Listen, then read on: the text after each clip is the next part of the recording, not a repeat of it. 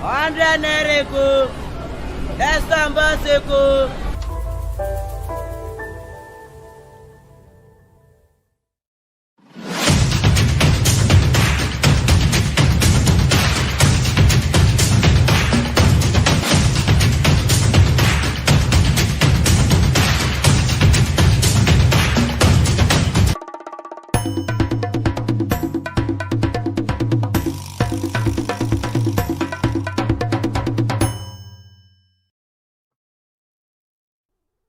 Good morning and welcome to Lagos this morning. Yes, it's a beautiful day and we're so excited to have you once again live here on our screens on Flip TV. Yeah, that is where we are as it is. Today is Monday, the start of another brand new week.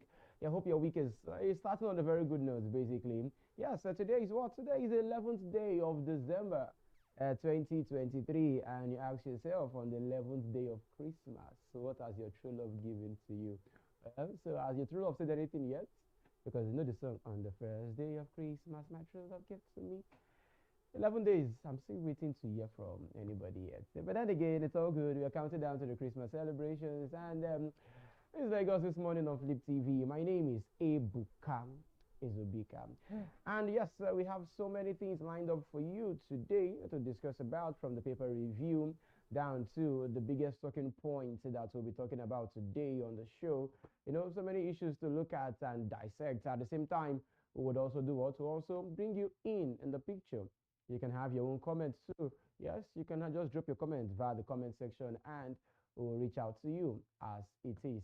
So, ladies and gentlemen, welcome to Lagos this morning. My name once again is Ebuka. Hope you had a very nice weekend though. Hope you find out time to rest. If your weekend permits you to rest, hope you at least had a nice time to rest. Check up on loved ones, and some people already started traveling. You know, for the Christmas festivities by air or by land. Yes, I will wish you all safe journeys to your various destinations. Okay, so quickly we will kickstart the show this morning with the paper reviews to check out what the papers are serving to us this morning on the show. So basically, we'll be starting with the Daily Trust newspaper. That's the first paper we'll be starting off with this morning. So if you're ready, we're ready. So let's go straight into the papers this morning. Why Naira scarcity persists despite Supreme Court judgment? Yes, now, queues for cash resurfaces, POS operators hike charges, banks ration withdrawals, complain of cash limits. Then no need to panic, says CBN official. Now, the CBN is saying we shouldn't panic, whereas we have started seeing the signs and symptoms of scarcity of the Naira note again in the country. But still, CBN are still saying do not panic, do not panic. There's already panic everywhere. You know, there's already panic everywhere. So the CBN needs to do more, not just coming out to tell us that this and this and that. The CBN should let us know and give us needed responses. This is December, for crying out loud. Let's leave that today. No, also other stories here. After suspending airport concession, federal government budget 85 million naira for consultancy. Wow. Poor primary health care fueling maternal child death. This is according to the presidency. In Kaduna, 16 killed, 27 injured in Kaduna Abuja auto crash. Very, very sad. We're still recovering from that issue, and the issue of the bombing. This is now coming up to the fore again. After Daily Trust report, federal government goes after kidney traders. There's a kidney business going on in Abuja. And the federal government have come outside right now. They say they are going after it. Investigations have commenced into that low-key business. It's on code. That's how the business is, but it's going on the low in Abuja. So the federal government has said they will look into that issue. ECOWAS reopens talks with Niger junta, demands short transition roadmap. Okay, 2024 budget, Works Ministry to spend 1 billion naira on grass cutting, 3.1 billion naira on vehicles. Now let me take that again.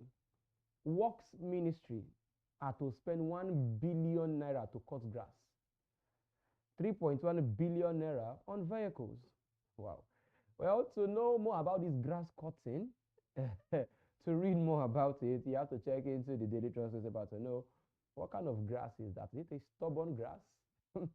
The grass has to be really stubborn. Basically, probably it's grasses around the country, who knows? So if you want to get more details, you have to check into the Daily Trust newspaper to see that particular story. Then senators donate their salaries to victims of Kaduna village massacre. Okay, we'll be looking at that story later in the course of the show. So that is it on the Daily Trust newspaper this morning. Let us move now to this day newspaper. Yes, on this day, what do we have on this day newspaper? On the front page, ECOWAS leaders. It is time to activate counter-terrorism standby force. And under the rider there, promise gradually easing of sanctions on Niger, and also they've set up a committee. Tinubu stresses the need to re-engage nations under military rule. Says move to fast track. Says move to key, or rather says more key to fast tracking return to civil rule. Hails where for conceding defeat in Liberia polls. Yes, the ECOWAS meeting was done. And not forgetting our president, Bola Ahmed Tinubu, is also the chairman of the Economic Community of West African States, ECOWAS. So the meeting was held and whereby presidents of all other West African countries were all there. And the points, the main talk basically was about the military that are taking over in some of the countries in Africa. And the president has had a lot to say. And also accolades were thrown at the former president of George Weah for conceding defeat and not taking it out of hand in Liberia also. So more has to be done, more has to be done, because some other countries right now are basically under the military rule, talking about the likes of Mali, the likes of Niger Republic, the likes of Burkina Faso.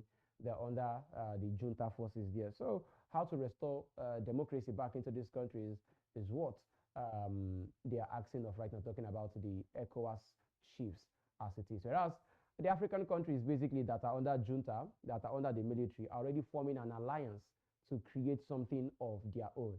They've all opted out of the ECOWAS confraternity, that they don't want to be they don't want to be part of ECOWAS anymore.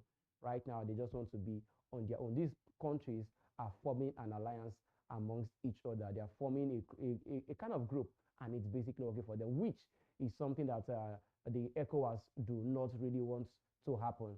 So let us see how this matter unfolds. For more of this issue, you have to check in the This Day newspaper to read more concerning that. Let's switch now. Let's go to the Nigerian Tribune newspaper. And on the Tribune, we're talking about business here. Importers, exporters incur losses as exchange rates hikes bites. No, more of why we have businesses in the country folding up and leaving the country is part of these issues. Review exchange rate policy, CPPE tells CBN.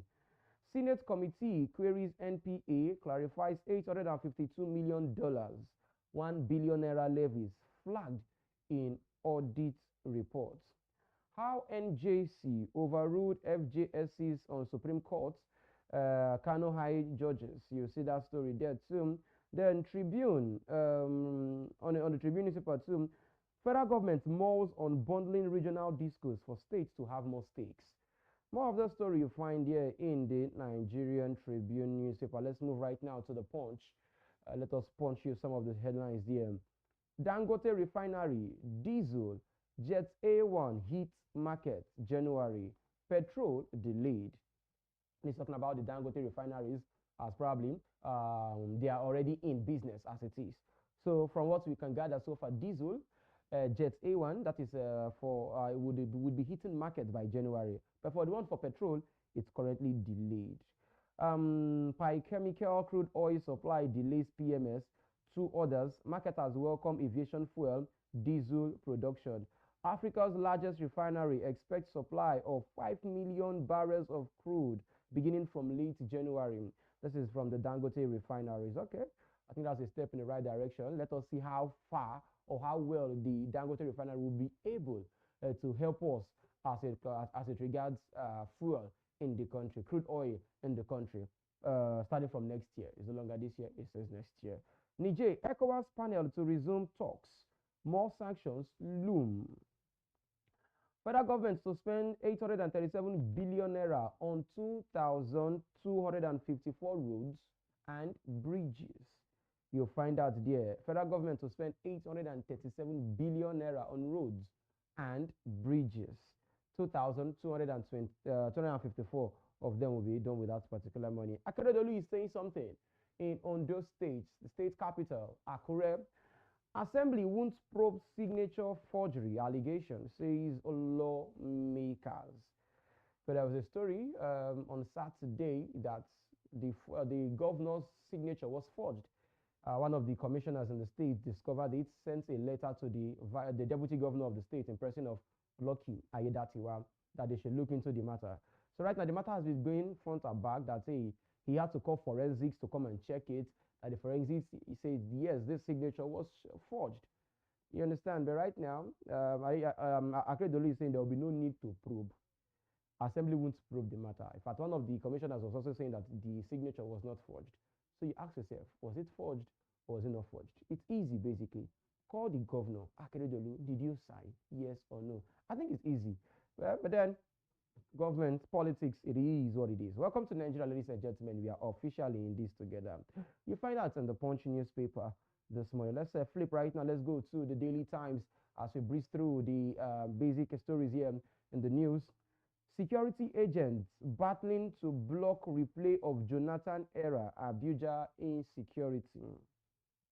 Tension in the nation's capital, that's in Abuja. Terrorists invade Kaduna community. Casualties unknown. Residents flee. How bandit kingpin Jambros followers were killed in Niger State. This is coming from the Nigerian Air Force. Yeah, you find that in the Daily Times newspaper. Man allegedly kills mother, sister, nabbed by police in Enugu State. One man allegedly killed his mother, killed his sister, has finally been arrested in Enugu State. That is the story there on the Daily Times newspaper. Okay, let's move right now. Let's go to the Liberty.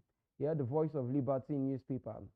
Senators donate December salaries to victims of Kaduna bombing.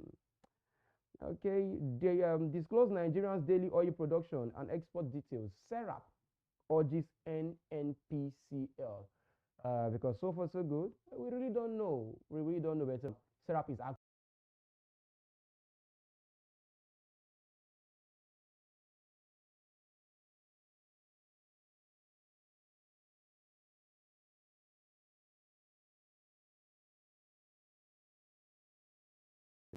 federal government. IPMAN is the independent petroleum marketers. Now they are telling the federal government, stop deceiving Nigerians, repair or fix the Warri refinery. Anyways, it's getting more heated as it concerns fuel in the country. Now, into insecurity we go. Nigeria's insecurity, poverty. Shetima identifies Agric revolution as solution. More and that story you'll find in the Voice of Liberty newspaper today. Now, let's move now to the blueprint. On the blueprint, what do we have on the blueprint today? Let's see. Military leadership not complicit. Okay, this is coming from Tundu Biri bombing. Military leadership not complicit. Northeast elders are saying that. Senators donate 109 million to victims. Yes, we'll talk about that later. Now, NIMET, talking about the Nigeria Meteorological Agency, they're talking about they are forecasting a 3-day sunshine and haziness. 3 days starting from where? Because I know there was rainfall in Warri yesterday. Yes, and yes, it's rained a bit in some parts of Lagos also yesterday. So, well, Shell target natural gas production with $1 billion investment in Nigeria. Tragic Sunday, 16 perish, 27 injured in Kaduna, Abuja auto crash. A very sad day. Federal government takes bold step to address persistent power outages. Okay, what is the bold step they're taking? If you want to know more, you check in the Blueprint newspaper. I'm flipping right now. I'm going to the News Direct, talking about the Nigerian News Direct. Tinubu, after yesterday's ECOWAS meeting, no place for military to rule in Africa. This is concerning the coup going on in different African countries. Says Niger, Mali, Burkina Faso alliance won't weaken ECOWAS resolve for democracy. I mentioned that earlier, that the other countries in the ECOWAS, talking about the other countries remaining right now, they should do more to make sure that democracy is back in these countries. Mali, Burkina Faso, Niger Republic, and One funny thing is, or should I say funny, or one thing that they should be wary about, I think the president spoke about it yesterday during the meeting, was that president needs to start doing more to avert these kind of things from happening. You understand? Why am I saying this? Is because of in these countries that the military has taken over, the people of those countries were happy that it happened. You understand? Because they were probably tired of the system of government that is not favoring them. The dividends of democracy were not being seen by these countries. I could recall when it almost happened, is it in Burkina Faso? I think that of Burkina Faso or something like that. Gabon, yes, yes, in Gabon, basically. In Gabon, when it happened, something similar happened. There was widespread celebration when it happened in Gabon. Widespread celebration everywhere because everybody was happy. In Niger, the same thing happened. So once it happens, there is this bit of celebration amongst the populace in those countries, meaning there is something that the leaders are probably not doing right. If they are doing it right, I'm sure no country in Africa would want coup to happen.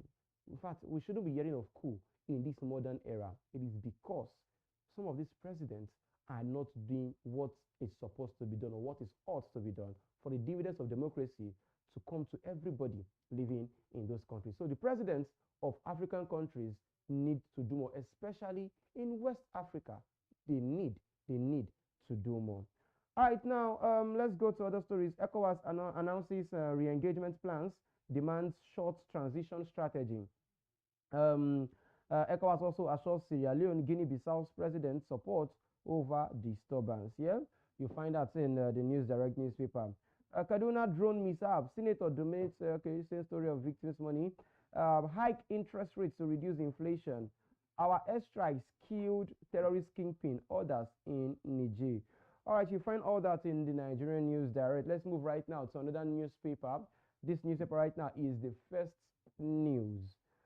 109 senators donate salaries. Okay, same thing. We'll talk about that issue later.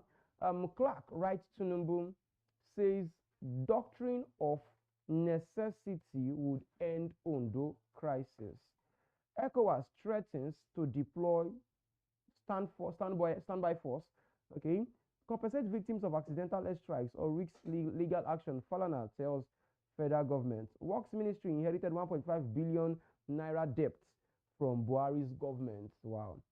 This is coming from the Minister of Works, Dave Umahi, saying that Works Ministry inherited 1.5 trillion, not billion, 1.5 trillion naira debt from former administration.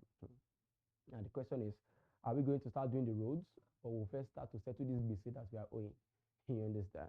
That is what we'll be looking at right now because the debt on the ground is already 1.5 trillion. And you ask them, how did we get here? What are the right questions to be asked? You should ask the former Minister of Works too. How did you spend money? Former Minister of Works in the person of Abatuni Fashola. How did we get here? That we are owing up to the tune of 1.5 trillion naira. Then again, if you ask me, now who I go ask? Then moving to the East Nigerian newspaper, Nigeria's oil revenue shrouded in secrecy. This is coming from Serap. Serap demands full disclosure from federal government of all NNPCL daily production exports. May seek legal redress in 7 days to push for compliance. Okay, under there, joblessness responsible for sudden rise in armed robbery. This is coming from the CLO. They say an idle mind becomes the workshop of the devil. If you allow your mind to be idle, the devil rents a room, Apollo, safe apartments in your house, and you start doing what? You start doing things you don't want to do. So joblessness is part of the reasons, according to CLO. Police have lost focus. Only mount roadblocks to collect money. Oh, wow. 2024 budget, legislators to domicile 80 billion naira constituency projects in Labour Ministry. I'll take that again. Legislators to domicile 80 billion naira constituency projects in Labour Ministry. Okay. NDLEA bust drug abuse competition at wedding party. Arrest groom, 25 others. This is basically something. Now, on his wedding day, they arrested him on his wedding day for allowing drugs to be used.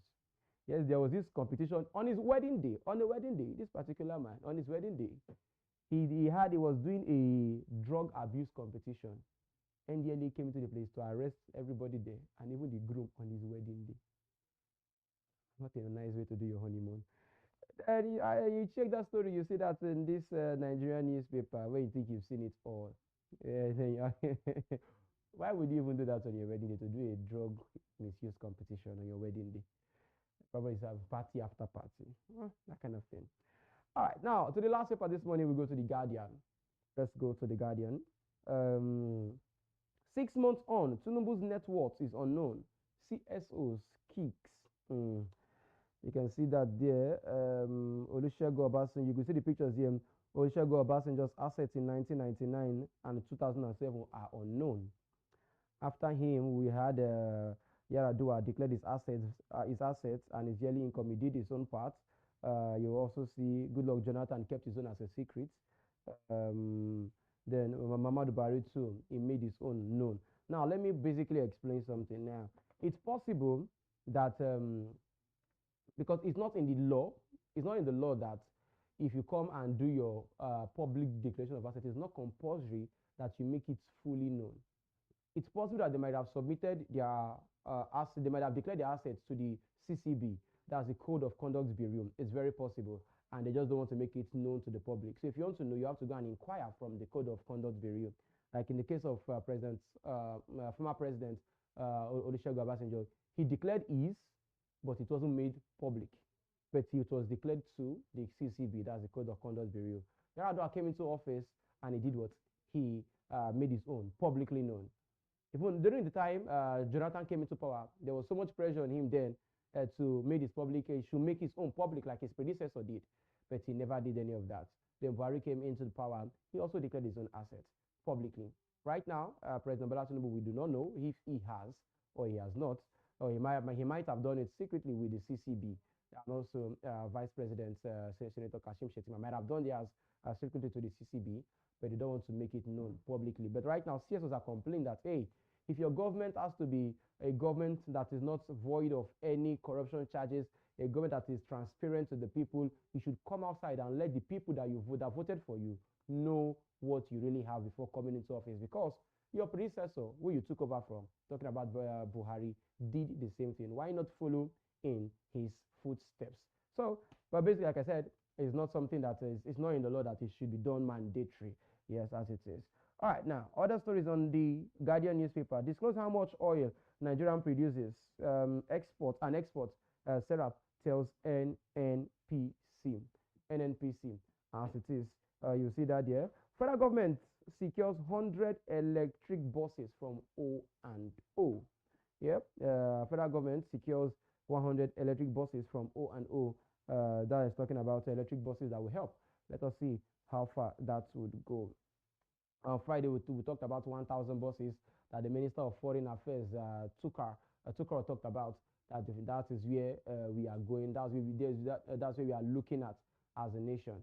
That we want what? We want more buses, 1,000 buses by next year. How would that happen?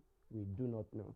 But then for more stories, you'll find that in the Guardian newspaper this morning. All right, we'll take a breather right now. We'll go for a short break. After the break, we'll do what? We'll go into some of the other stories that are making the rounds everywhere. Ladies and gentlemen, don't go anywhere. Don't stay tuned. This is still what? This is still Lagos this morning, live here on your numero uno Flip TV. We'll be right back. Don't go anywhere.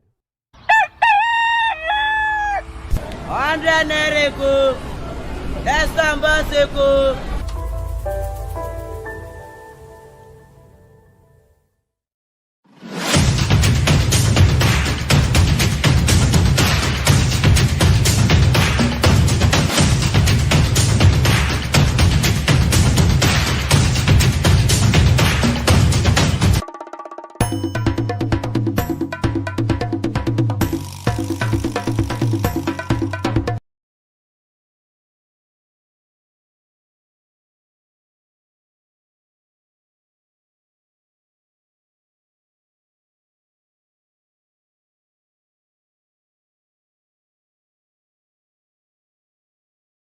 Which one now?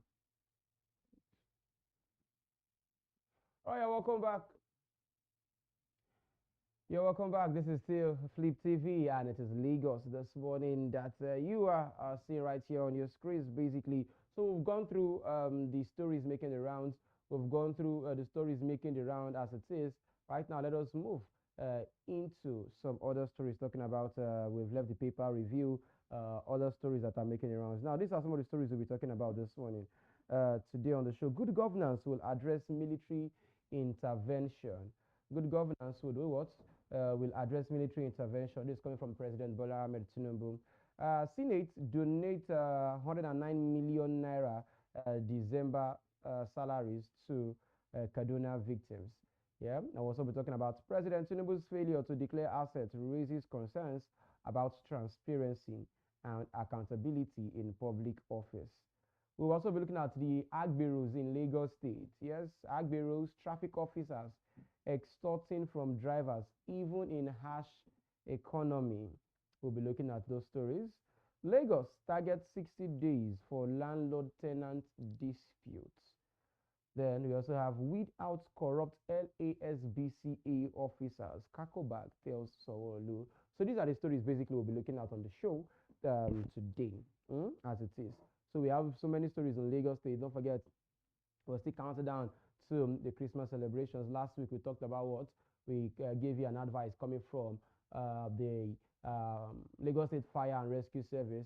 This week too, I think the Lagos State Traffic Management Authority, LASMA, has a message for you. So in the coming weeks, we'll do that. I'll let you know the message that the Lagos State Traffic Management Authority, they started the campaign already today. Yeah, the campaign on safe driving, and that you should know. The campaign on safe driving, how to drive safely during this festive period, things to do, things not to do. We'll talk about them basically sometime this week on the show. So as you're there, you're driving, please don't drink and drive. And if you want to drink at all, just drink water. It's better for you. All right, now let's look into the stories. Let's start off with the president this afternoon as it is.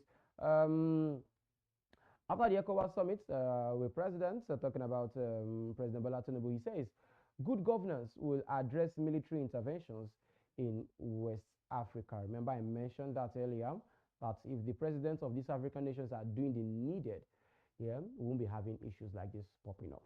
President Bola Tinubu on Sunday implored West African leaders to prioritize good governance and collective prosperity as an essential tool to prevent authoritarian takeovers of power and unconstitutional changes of governments in the region. The Nigerian leader, who is also the chairman of ECOWAS Authority of Heads of States and Government, said the 64th Ordinary Session of the West African Bloc at the State House Assembly in Abuja.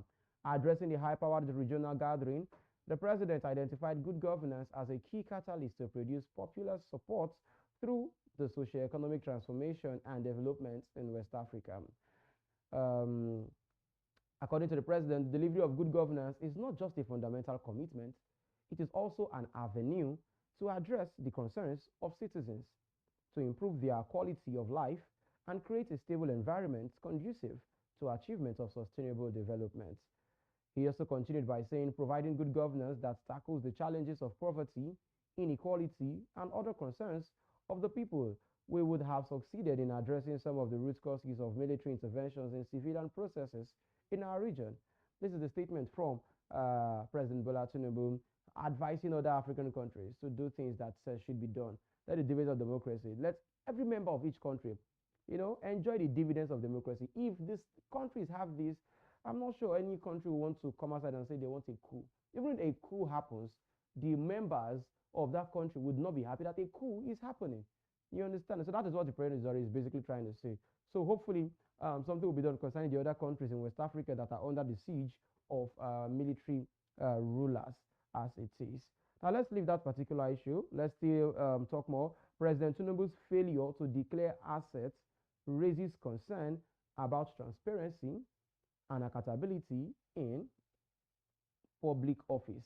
Now that is the story. We took that story from The Guardian this morning, and we'll be talking about it basically as it is, because people have been coming out to say you said this and that during campaigns.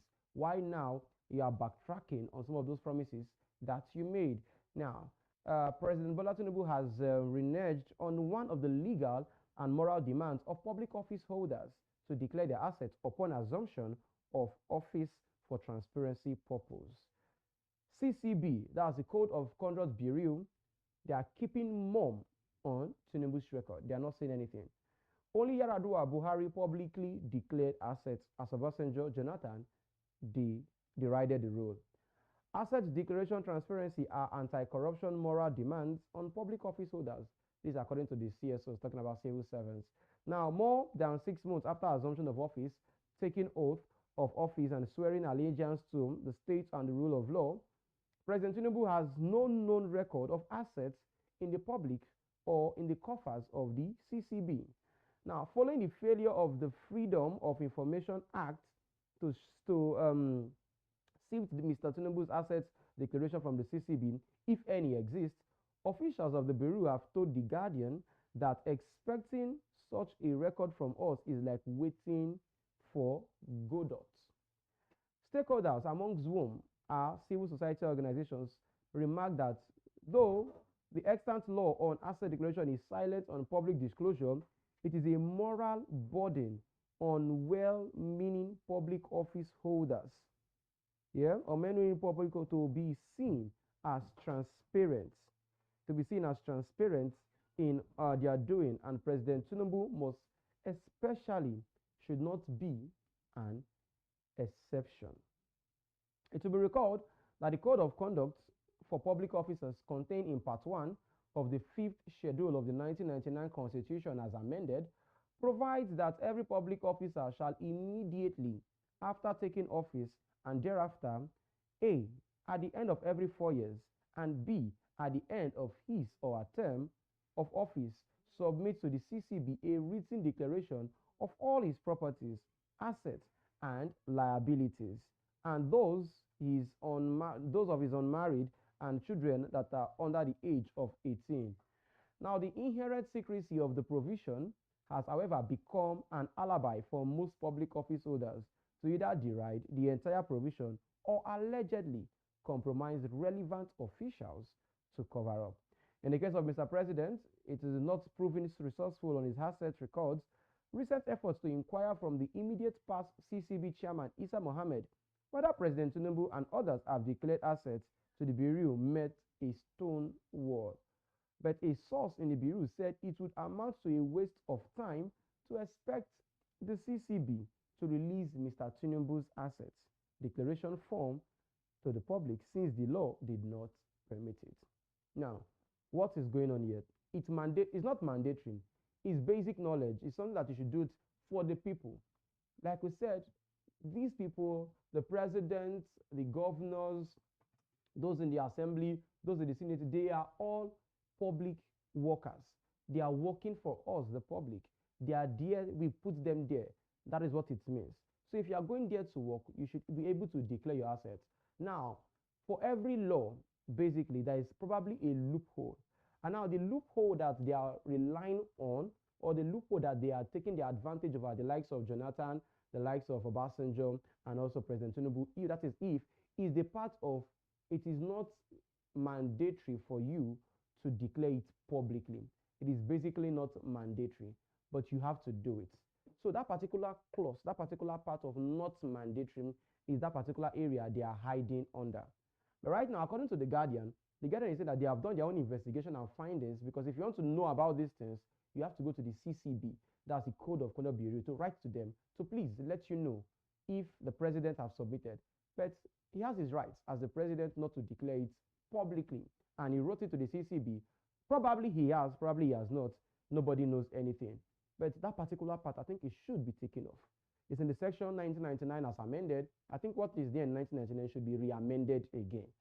Like we said, the 1999 constitution is very ambiguous. It's one of the basic headaches that you have in the country. The Senate or the House of Assembly, the lawmakers have to find time to harness the 1999 constitution, because many things in that constitution is not reflecting in our lifestyle of today. We have to do so many things about the 1999 constitution.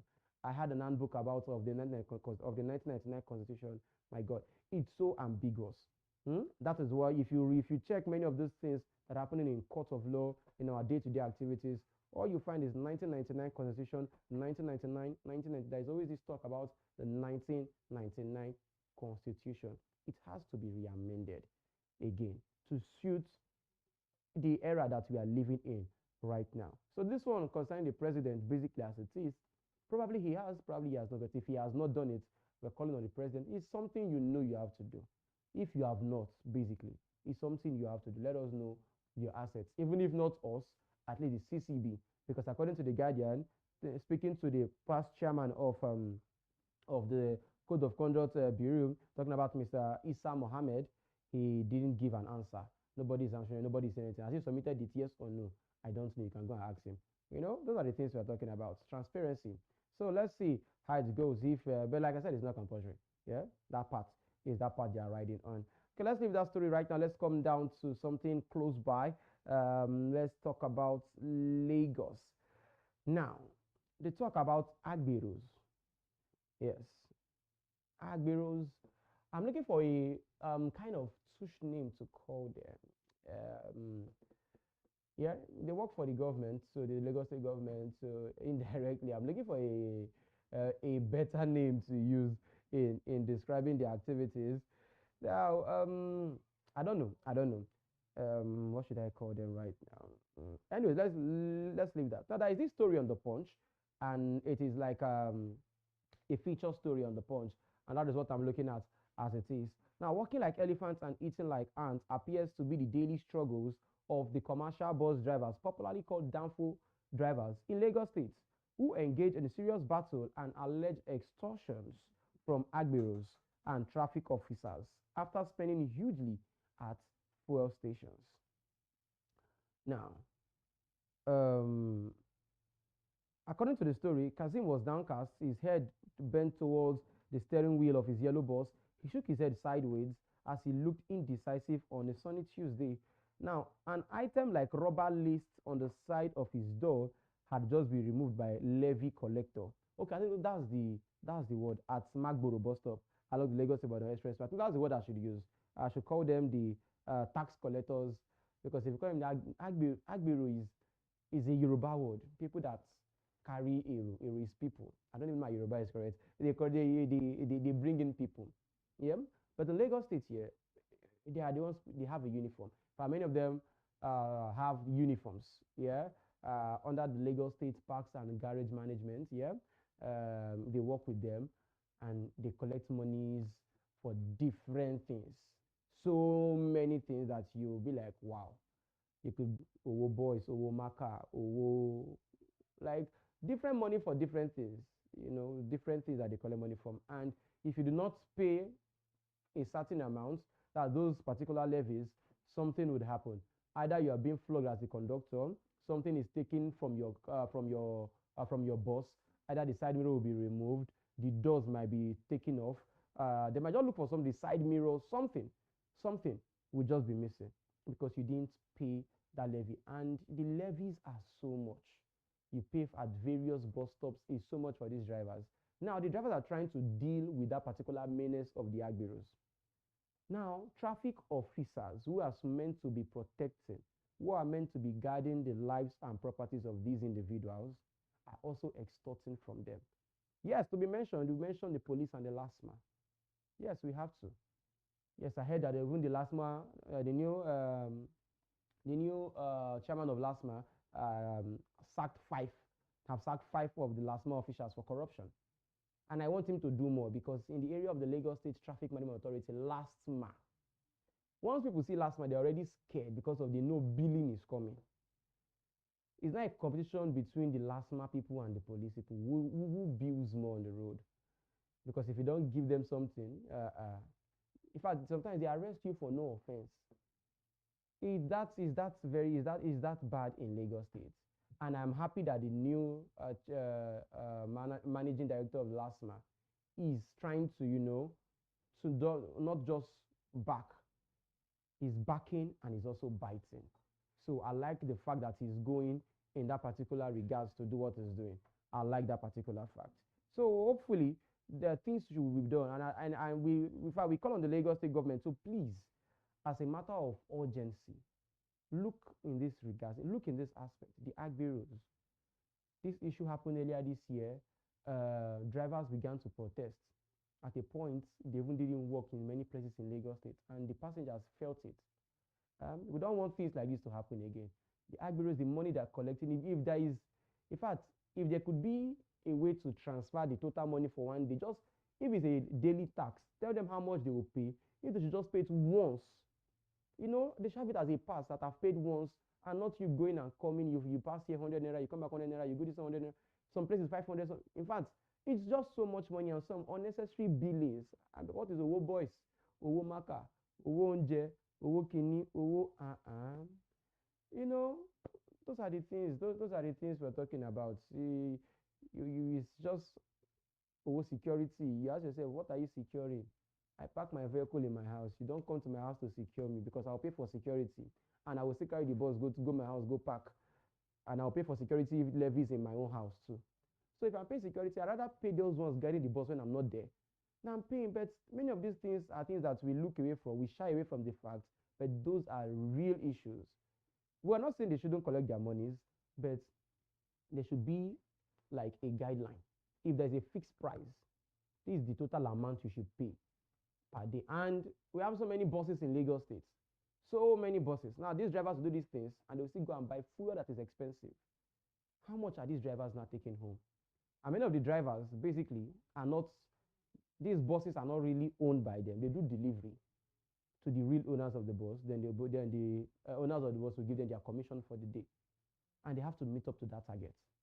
So many things. So the government need to come now to help, because the economy is not smiling on the buses, on the drivers too. Motor parts are very expensive. To get motor parts right now are very, very expensive, coupled to the price of fuel for the buses that use fuel, then the price of diesel for the ones that use diesel.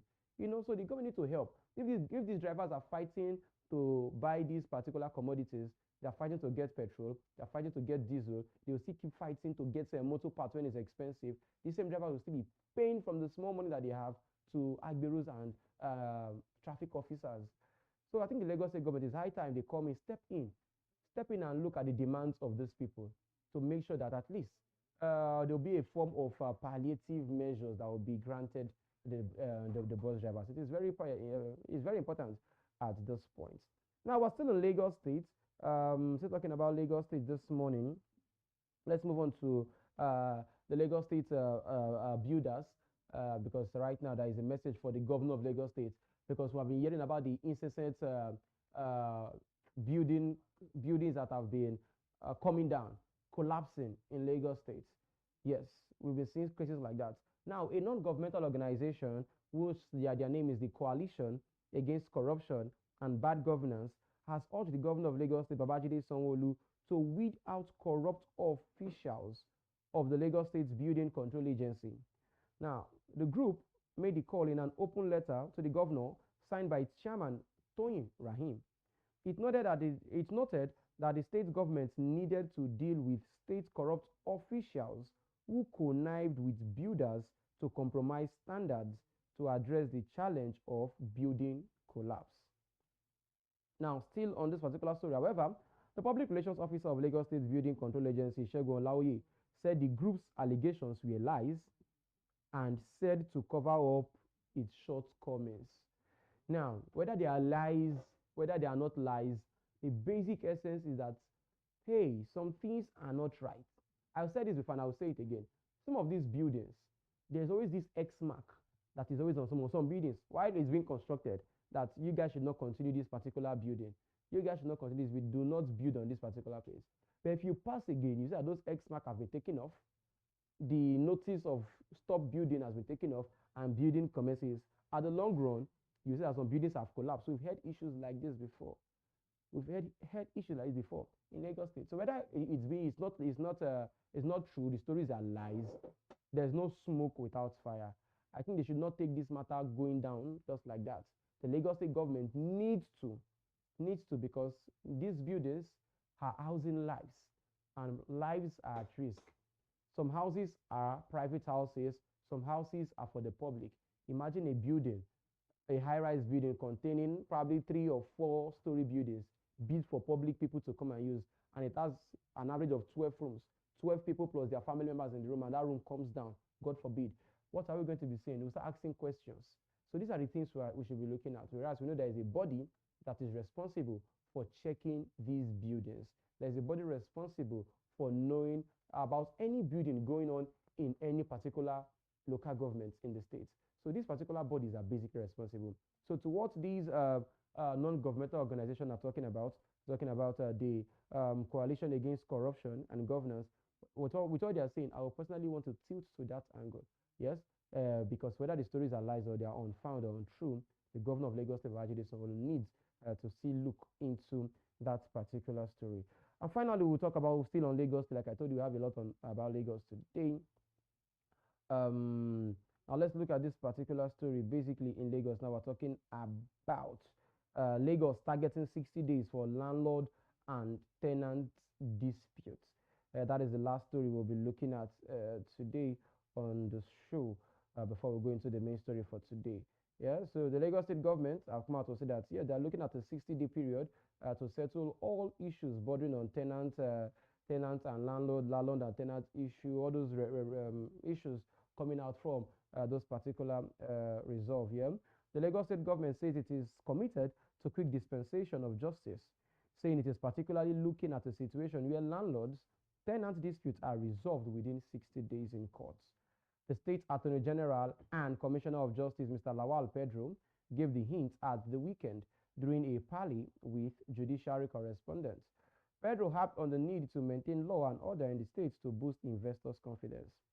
He said the executive was working hand in hand with the legislature and the judiciary to create a state where the law and order will reign. Hopefully, this is done, and we start still having confidence basically, because the issues burden on landlords and tenants can in fact you don't want to know the battles between landlords and tenants. It could be because of promises the landlord have made before a tenant comes into the building. It could be because the tenant is owing rent and refusing to pay. So many issues burden about the landlord and the tenant, and that it's always taking time in court. The time that the court needs to use to do other issues, it will start dealing with these particular matters. So it's high time that this is done in Lagos State. So we're going for another break right now. After the break, we'll come and we'll look at the main topic for this morning. This is still Lagos this morning on Flip TV. We'll be right back. 100 naira, that's number 6.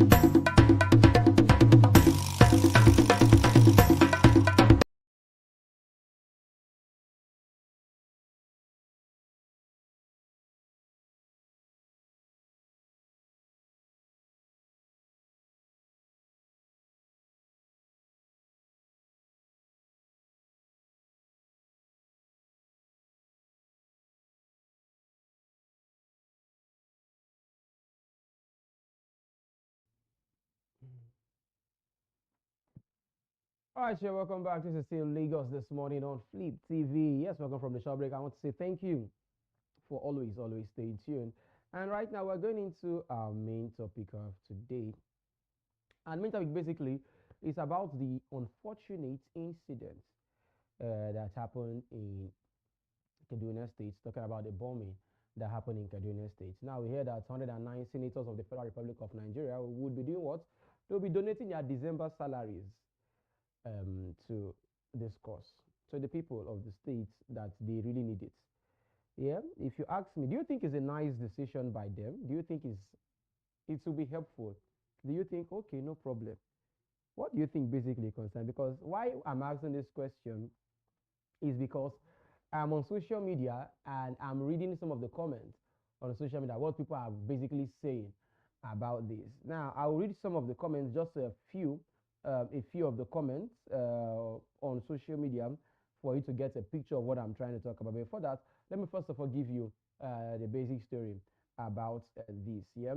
Now, the leadership of the 10th Senate has donated 109 million naira to the victims of a mistaken army air strike at the Tundumbiri village in Igabi local government area of Kaduna State.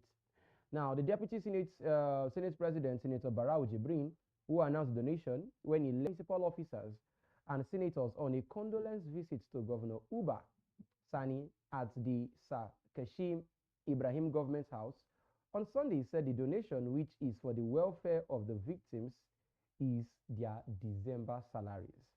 While sympathizing with the Kaduna State government and the people of Tundumbiri community over the tragic incident, the Deputy Senate President, who represented the Senate President, Senator Godswill Akpabio, said the National Assembly will work in partnership with the presidency to unravel the circumstances surrounding the accidental bombing of innocent civilians at the Tundumbiri village to avert a reoccurrence. Now that is the story. 109 senators donating 109 million naira. In other words, it means their salary for every month is 1 million naira. Yes, that's what it means. If 109 senators are sending 109 million, it means, and they said, according to this story, that is their salary for December. So it means the salary is 1 million naira. So do you think it's enough? Do you think they've done the right thing? Do you think that is the real salary they earn? That is the question. But right now on social media, somebody is saying here, as on social media on X, is saying that they should keep the salary and give them their allowances, because we know that their allowances are more than their salaries. That's what somebody is saying here on Twitter. Another person is saying that how much is the allowance that they earn per sitting? Talk more of salaries. Do they even touch their salaries at all? Another person is saying that, so in their mind, they have done something, when we know that allowances are the matter at hand. Okay, now this other person is saying, for the first time in a long time, the Nigerian Senate has done something that will be well accepted by all Nigerians. 100%. This is an excellent move and a show of leadership from the top. Good job to Senator Akpabio-led Senate. Renewed hope is working. Okay. This one said they try you. God bless them. Okay. 109 million naira December salary. Wow, I'm in tears. Why will a senator earn 109 million naira per month? First time in Nigeria history they did well. This one is saying why some people's annual is less than 800,000 naira, which is 66k per month. Somebody is collecting 1 million naira per month. Life no balance. Now, so what about the pilot that dropped the missile? Is he not going to be questioned about what he did?